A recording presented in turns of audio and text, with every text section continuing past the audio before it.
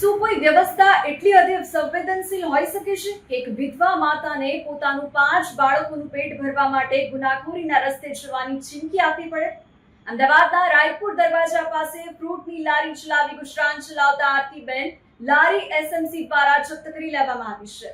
2 મહિનાથી 5 ભૂખ્યા બાળકો સાથે દર ભટકી રહેલી આ માતા જ્યારે દાણપીઠ એએમસી કચેરીએ ન્યાય માંગવા માટે પહોંચી ત્યારે તંત્રના સાહેબો પાસે તેમને સાંભળવાનો પણ સમય નહોતો। હૈયાફાટ રુદન સાથે આ માતાએ મજબૂરીમાં કહ્યું કે જો લારી નહીં આપે તો કાલે દારૂ વેચવા બેસી જઈશ। આ શબ્દો નથી પણ આપણા સ્માર્ટ સિટીના ભરવા તંત્ર પર એક જોરદાર તમાચો છે। જોઈએ આ ખાસ વિશેષ અહેવાલ। અરે પણ નિયમ પ્રમાણે નિયમ લારી નહીં હાલો તો કાલ કાલતા દારૂ ઉતરાઈને વેચવાનું। અમદાવાદને વર્લ્ડ હેરિટેજ અને સ્માર્ટ સિટી બનાવવાની દોડમાં આપણું તંત્ર ક્યાંક માનવતા તો નથી ભૂલી ગયું ને? ગુજરાત સુરક્ષિતમાં આજે વાત કરવી છે રાયપુરના આરતીબેનની, એક વિધવા મહિલા જેના માથે 5 સંતાનોની જવાબદારી છે। રસ્તા પર ફ્રૂટ વેચીને તે સન્માનપૂર્વક જીવતી હતી, પણ એએમસીના એસ્ટેટ વિભાગને કદાચ આ ગરીબની રોજીરોટી આંખમાં ખૂંચી હશે। 2 મહિના પહેલા તેમની લારી જપ્ત કરી લેવામાં આવી। દંડ ભરવા માટે પણ તૈયાર હોવા છતાં સાહેબોની રહેમ નજર નથી ઉતરતી। આજે જ્યારે તે માતા રડતી મ્યુનિસિપલ કમિશનરને મળવા માટે પહોંચી ત્યારે તેમને સિક્યુરિટીએ ધક્કા મારીને બહાર કાઢી મૂક્યા। ત્યારે લાચારીમાં આ માતાના મોઢેથી એવા શબ્દો નીકળ્યા કે જેણે આખા શહેરને હચમચાવી દીધું છે। તેમણે કહ્યું કે જો તંત્ર લારી પાછી નહીં આપે તો તે દારૂ વેચવા માટે મજબૂર થશે।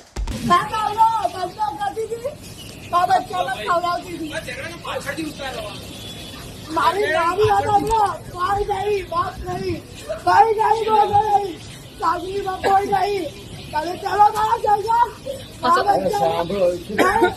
મારી વાત આપણા બચ્ચાનું કશું સાંભળો 2 મહિના બચ્ચા બધા ફોન પૂરું કરો તમે યાદો ખાલી મારા સંગતો ના છે ક્યાંથી લઈ ગયા તમારી લારી? ક્યાંથી લઈ ગયા? હું ધંધો કદી મારી વાત સાંભળો, પણ આમનો જે નિયમ હોય એ પ્રમાણે તમને લારી આપે ને, તમારી લારી આલવાનું ના તો કહેતા નહીં। મારી વાત સાંભળો, બીજા કોઈને લઈ ગયા હોય ને એને વહેલી આલી હોય એવું છે? એમ નહીં તમારે ભરવા તૈયાર છો। અરે પણ નિયમ પ્રમાણે છૂટે ને। હવે 2 મહિના થઈ ગયા ને, મારું પૂરું કરી અરે અત્યારે કોકની ભાડે લારી લઈ લો। ભાડે લાવતા કોઈ ભાડે નહીં હાલતા। અત્યારે કેટલો ટાઈમ થયો? 2 મહિના થયા ને। 2 મહિના મારા ઘરના ભાઈ હું પૂરું કરી સાહેબ તમને હાલવાની ના તો ઇંગ્લિશના કોટન વેચવાના, દારૂ વેચવાના, એમાં તો સરકાર માફ કરે, એમાં કશું ના કરે। આવી તો સરકાર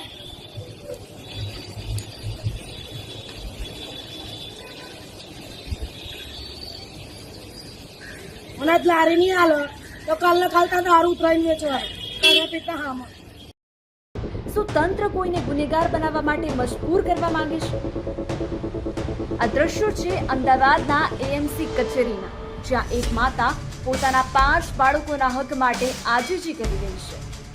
આરતીબેન જે રાયપુર દરવાજા પાસે લારી ચલાવી પોતાના પરિવારનું પેટ ભરતા હતા, પણ છેલ્લા 2 મહિનાથી તંત્રની કામગીરીએ તેમના ઘરનો ચૂલો ઠારી દીધો છે। એએમસીએ તેમની લારી જપ્ત કરી લીધી છે। આરતીબેન કહે છે કે હું દંડ ભરવા માટે પણ તૈયાર છું। મારા બાળકો ભૂખ્યા છે, સાહેબ મને લારી પાછી આપી દો। પણ કાગળ પર ચાલતા આ તંત્રને ગરીબના આંસુ તો દેખાતા જ નથી। પડોશીઓ જે આપે છે તે ખાઈને 5 બાળકો જીવી રહ્યા છે। શું આ જ છે આપણું વિકાસશીલ ગુજરાત?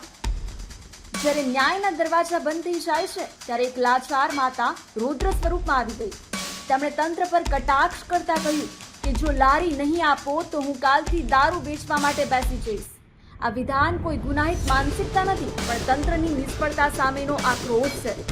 જે તંત્ર મહેનત કરનારને લારી નથી ચલાવવા દેતી, તે કદાચ ગેરકાયદે કામો જોનારને રોકવામાં પણ નિષ્ફળ ગયું છે। ન્યાય આપવાના બદલે પોલીસે તેમને ગાડીમાં બેસાડી દીધા। સવાલ તો એ થાય છે કે શું ગરીબની રજૂઆત એ ગુનો છે? આરતીબેનની આ ચીમકી સ્માર્ટ સિટીના સત્તાધીશોના કાન સુધી ક્યારે પહોંચશે કે પછી વધુ એક પરિવારની મજબૂરીમાં ખોટા રસ્તે ધકેલાઈ જશે? મારી વાત સાંભળો, પણ આમનો જે નિયમ હોય એ પ્રમાણે તમને લારી આપે ને, તમારી લારી આલવાનું ના તો કહેતા નહીં।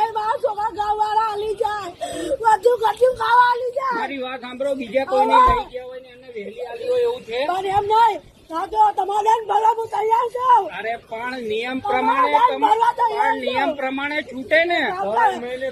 હવે 2 મહિના થઈ ગયા ને.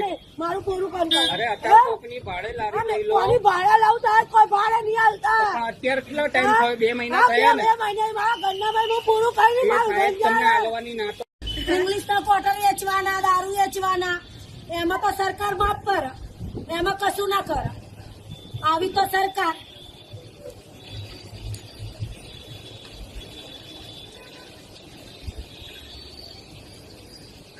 અને જ લારી નહીં હાલો તો કાલને ખાલતા દારૂ ઉતરાઈને વેચવાનું.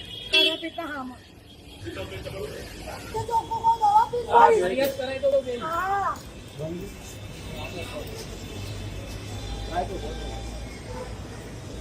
દવા પીને મારી. જે સાહેબ નહીં આવતા ને હા, બરોબર છે એના સાહેબ વિરુદ્ધ ફરિયાદ કરજો.